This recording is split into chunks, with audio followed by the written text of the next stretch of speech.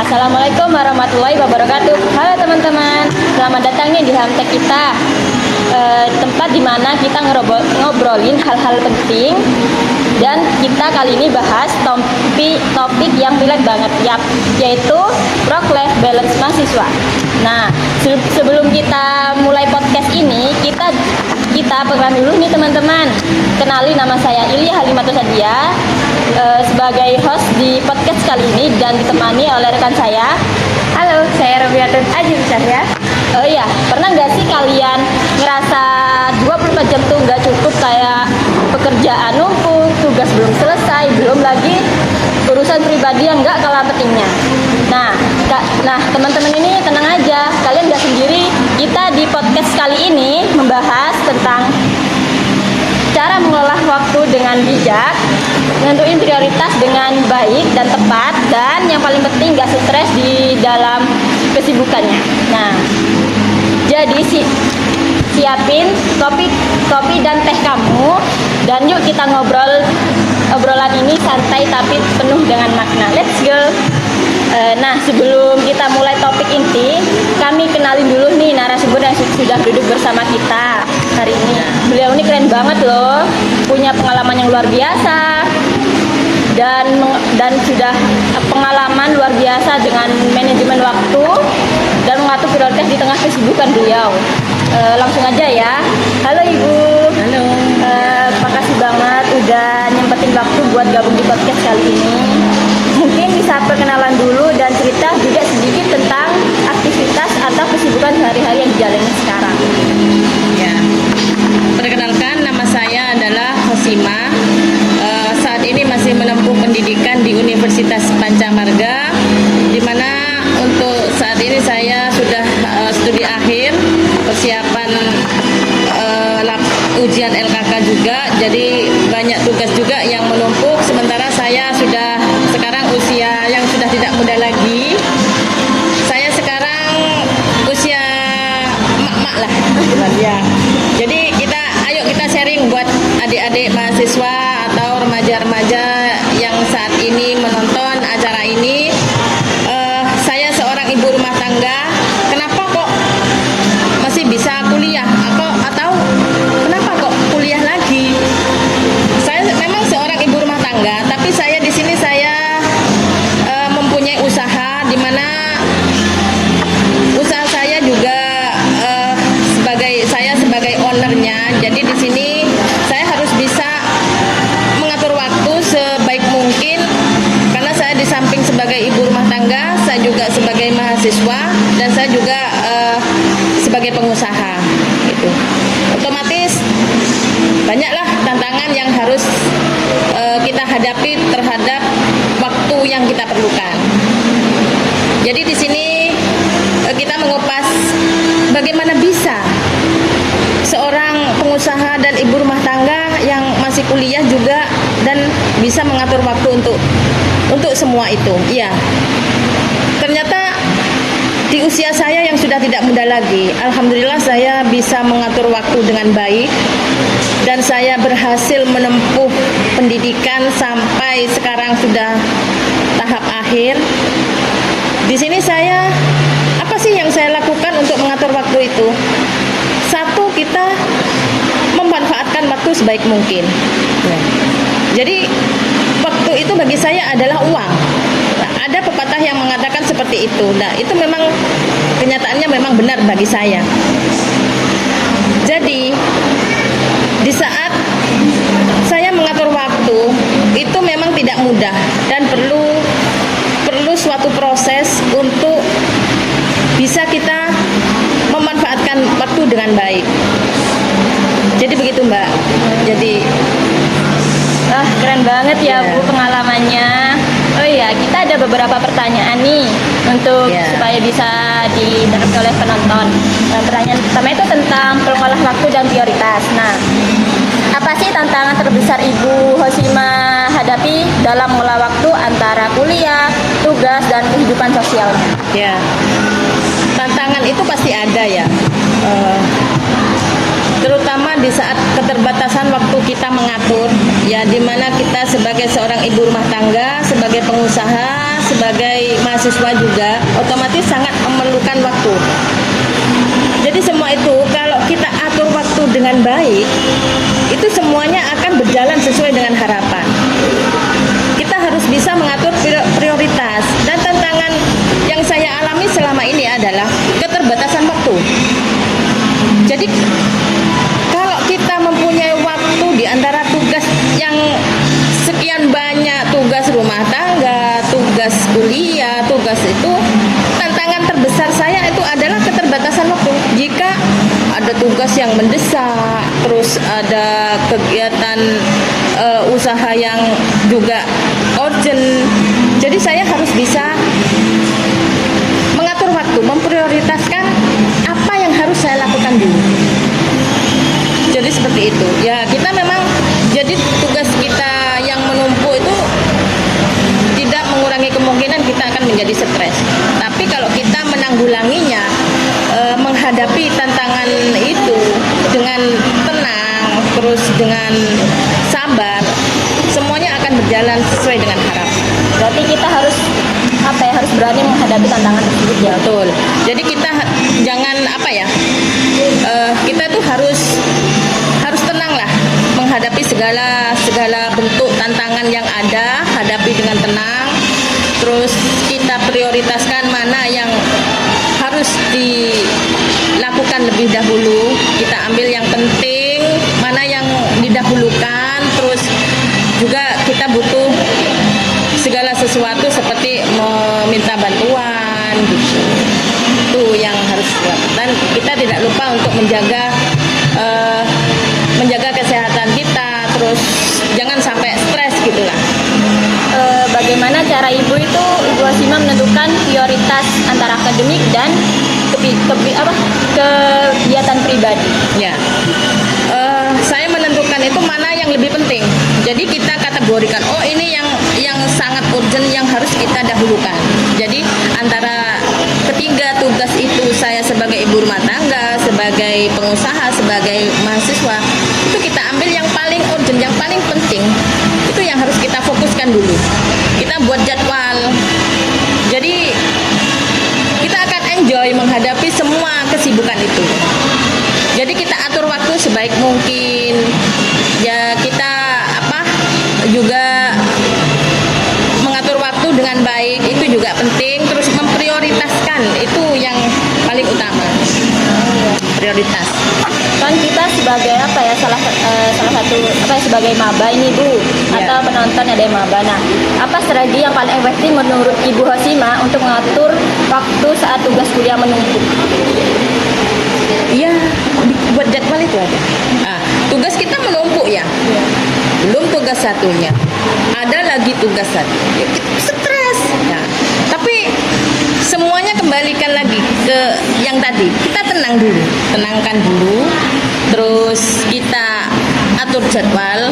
Kita lihat mana yang paling urgent, yang paling penting, yang paling diprioritaskan itu kan kita tahu.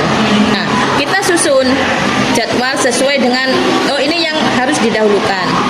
Terus setelah itu kalau memang kita sudah menyusunnya tapi masih belum bisa kita terbentur dengan batasan waktu ya, kita komunikasi.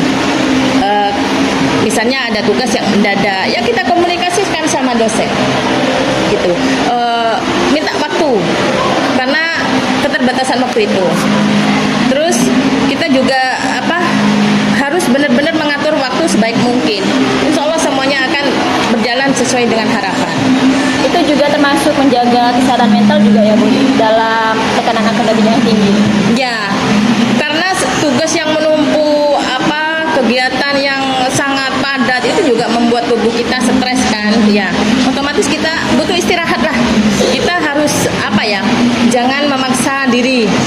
Ya, kita harus mengambil langkah-langkah untuk ya itu tadi, prioritaskan mana yang didahulukan, terus kemudian kita kerjakan dengan baik, terus kita istirahat.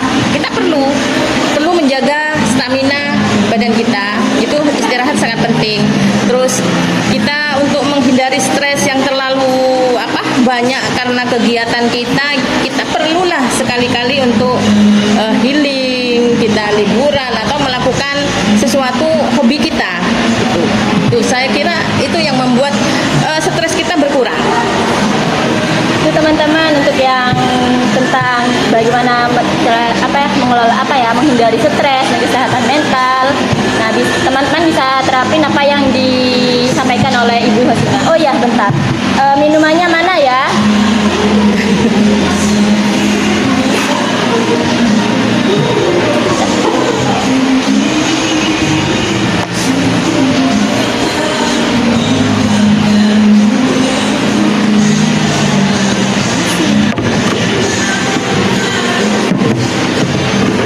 Silakan Bu, bisa diminum terlebih dahulu. Makasih ya. Oh ya teman-teman, kita ada beberapa juga nih pembahasan tentang apa itu produktivitas dan keseimbangan dan tentang pekerjaan paruh waktu. Pasti kalian ini bingung kan bagaimana cara mengelola waktu kuliah dan pekerjaan paruh waktu. Nah, kita kali ini akan bahas sekarang. Oke, kita mulai ya. Nah, ini ada tentang produktivitas dan keseimbangan, Ibu. Ya. Apa arti produktivitas bagi Bu Hosima dan bagaimana Ibu menjaga agar produktivitas tidak mengganggu keseimbangan hidup? Produktivitas itu adalah kemampuan kita untuk menghasilkan output yang sesuai dengan sumber daya alam yang ada dan kita manfaatkan secara efektif dan efisien. Itu namanya produktivitas. Yang bagi saya produktivitas itu adalah suatu hal yang sangat penting ya. Karena dengan produktivitas kita akan menjadi insan yang bermanfaat bagi orang banyak. Sementara keseimbangan hidup itu adalah suatu keadaan di mana kita hidupnya seimbang.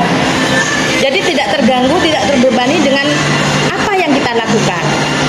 Seperti produktivitas itu, ya kita harus mengatur waktu supaya kita tetap seimbang.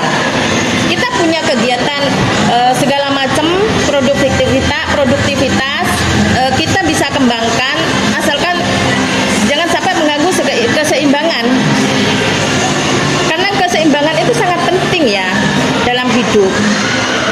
Ya, bagaimana supaya kita bisa berproduktivitas tapi tidak mengganggu keseimbangan? Ya, kembali lagi yang saya terapkan tadi adalah kita memprioritaskan apa yang harus kita lakukan dulu. Kemudian mengatur waktu. Ingat, waktu itu sangat penting. Di sini waktu yang kita atur itu adalah sebaik mungkin. Nah, dari banyak hal ini waktu itu jangan disia-siakan karena itu sangat penting ya.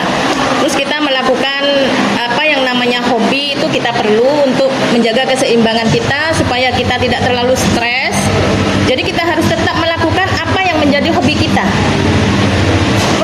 Produktif boleh, tapi untuk kegiatan yang lain kita bagi waktu.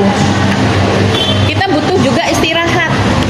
Jadi karena kita sudah menjadi produktif, kita tidak mengabaikan kesehatan. Jangan. Jadi bagaimana caranya kita mengatur produktivitas sama keseimbangan itu perlu. Ya seperti itu tadi, kita ya sekali-kali lah kita bertemu teman-teman, terus kita bisa jalan-jalan atau yang membuat kita itu nyaman gitu. Itu syaratnya. Boleh kita berproduktivitas asalkan kita bisa menyeimbangkan yang lain.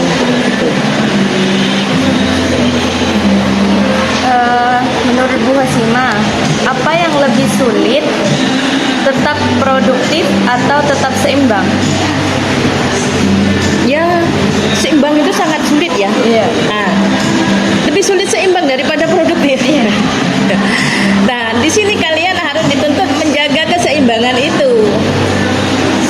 Keseimbangan itu yang bagaimana sih? Bagaimana caranya kita supaya seimbang di saat kita mempunyai banyak kegiatan atau menjadi insan yang produktif? Ya seperti itu tadi, kita harus mengatur waktu dengan baik. Kembali lagi ya, waktu itu sangat penting untuk diatur. Nah, jadi kalau kita kekurangan waktu, kita akan stres nantinya. Karena apa? Nah, waktunya berkurang karena kalian tidak mengatur waktu dengan baik. Nah, itu berarti komunikasi atau minta bantuan. Nah, di saat produktivitas sudah meluas atau sudah hebat luar biasa, kita butuh bantuan orang lain. Jadi jangan segan-segan untuk meminta bantuan. Misalnya untuk menghandle kegiatan produktivitas itu bisa, atau kita jaga keseimbangan. Yang tahu kita sendiri bagaimana kita hidup seimbang atau enggak. Seperti itu. Jadi apa ya? Kita tuh harus tahu gimana caranya ngatur waktu gitu ya, Bu, Ya. supaya seimbang gitu. Kita kembalikan lagi. Di sini waktu sangat penting. Iya. Waktu itu sangat penting. Kalian yang belum memahami cara mengatur waktu, ya amburadul gitu loh. Ada tugas menumpuk sedikit sudah pusing, stres. Jadi waktu terus prioritaskan. Jadi harus kita kan sebagai mahasiswa manajemen ya. Segala sesuatu itu kalau perlu di manajemen. Tuh. Jadi waktu pun harus di manajemen. Jadi jangan hanya fokus pada satu tujuan, tidak. Seorang perempuan itu kalau misalnya bisa mengatur waktu, bisa menjaga keseimbangan, saya yakin kalian akan menjadi perempuan yang Wonder Woman. Ya. Tangguh. Itu. Mungkin ada lagi. Kalau kan ibu ini ada pekerja paruh waktu, kan jadi mahasiswa, jadi ibu rumah tangga. Nah, itu bagaimana sih caranya mengatur waktu agar tidak terganggu di studinya ibu? Nah, saya mengatur itu gini. Tuh, di saat kegiatan sudah menumpuk itu, saya berawal dari apa ya? Menenangkan. Kita harus tenang dulu. Menenangkan ya dengan cara apa kita tenang? Ya dengan cara meditasi atau mengadakan refleksi diri. Itu penting loh ya. Kita harus meditasi dulu. Misalnya kita kalau Islam ya bisa sholat malam atau spiritual ditingkatkan, itu penting, terutama sepertiga malam itu sangat penting sekali ya untuk kaum perempuan yang akan menuju sukses ya.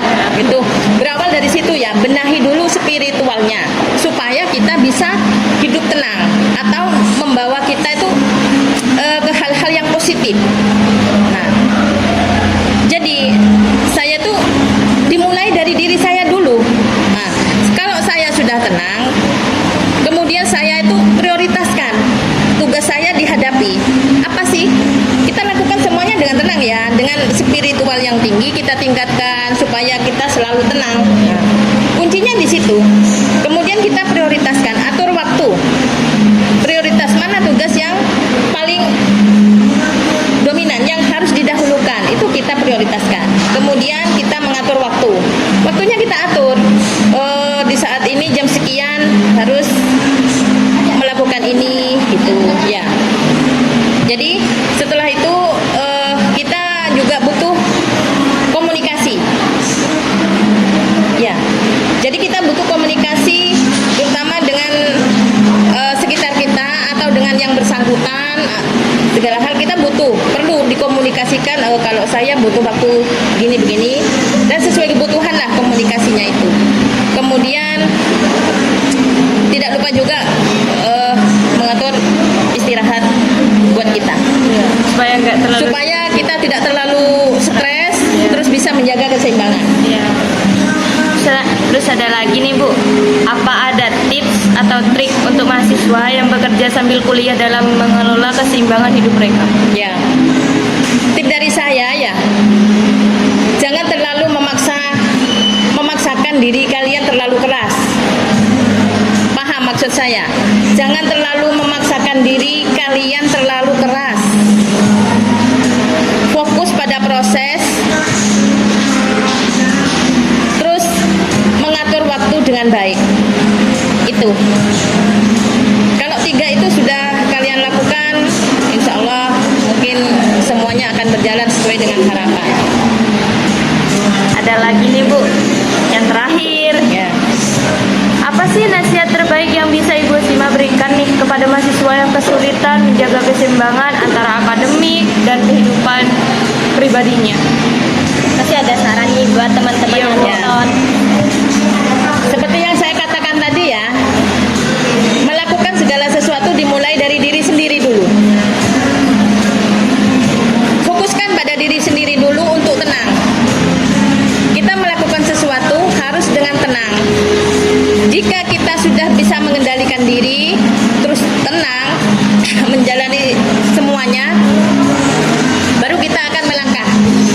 Jadi untuk mahasiswa yang kesulitan, mulailah dengan diri sendiri dulu, jaga keseimbangan. Bagaimana Bu supaya tenang? Kan seperti itu. Tingkatkan spiritual Anda sesuai dengan keyakinan masing-masing. Kunci sukses hidup itu adalah tenang. Tuh. Tenangkan diri dulu.